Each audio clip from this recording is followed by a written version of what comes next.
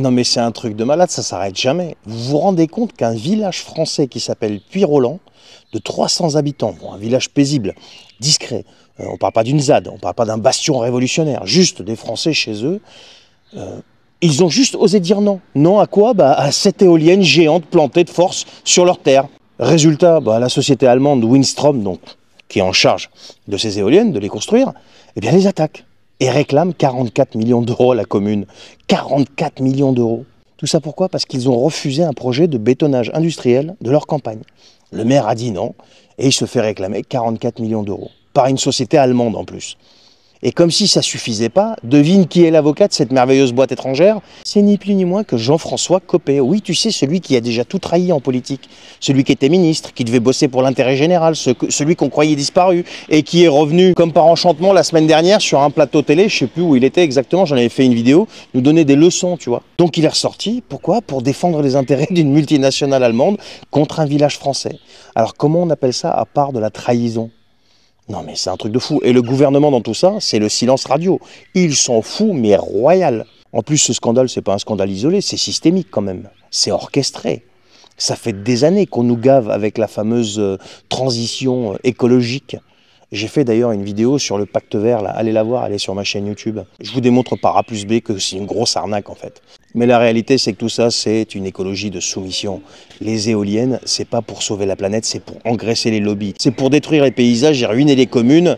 Et tout ça, ça tourne autour du pognon entre copains. Non mais 44 millions d'euros réclamés à des citoyens parce qu'ils ont refusé les éoliennes.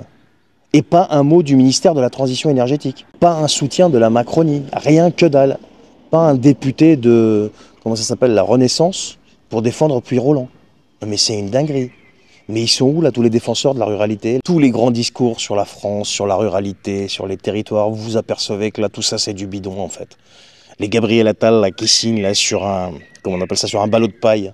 Non mais c'est du bidon tout ça. Là on parle d'un village attaqué en justice par une boîte étrangère et l'État regarde ailleurs. Mais pire que ça, c'est le même État qui soutient activement ce genre de projet.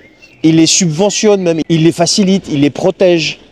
Non mais ce gouvernement, et tous les précédents d'ailleurs, ils ont tout fait pour renier notre souveraineté territoriale, notre souveraineté nationale. Il n'en reste plus rien. Tout ça au nom de quoi? L'urgence climatique. Qu'on est, j'ai l'impression, seul au monde à défendre en fait. Les États-Unis n'en ont rien à foutre, les autres, les Chinois pareil, les Indiens pareil, les Russes pareil. Ils imposent des fameux projets d'intérêt national alors qu'ils n'ont rien de national et tout de business de marchand. Toujours la même chose pour les lobbies et entre copains. Voilà, et quand tu as une commune qui ose résister, qu'est-ce qui se passe? Eh ben on la détruit, on l'écrase juridiquement, on lui balance un avocat à 4 chiffres de l'heure pour l'intimider, qui n'était ni plus ni moins qu'un ministre de la République censé travailler pour l'intérêt général. C'est ça la Macronie aujourd'hui les amis, c'est ça la Macronie. C'est une espèce de dictature verte qui avance masquée. Mais Puyrolland, lui, c'est devenu un symbole. C'est un symbole de quoi? D'une France qui refuse de se coucher tout simplement. C'est un peuple qui dit non, même seul, même pauvre, face à une dépuissance financière, politique et médiatique. Les mecs qui sont chez eux, ils veulent pas que leur terre soit souillée, c'est leur droit. Ah ouais.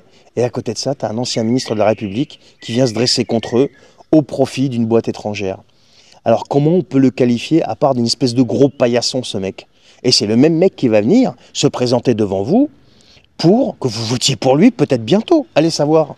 Non mais c'est un truc de fou. Partagez cette vidéo les amis et signez s'il vous plaît la pétition si ce n'est pas encore fait pour obliger les députés à débattre de cet article 68 pour enfin essayer de virer le fossoyeur de cette République. Allez, je vous souhaite une bonne soirée et prenez soin de vous.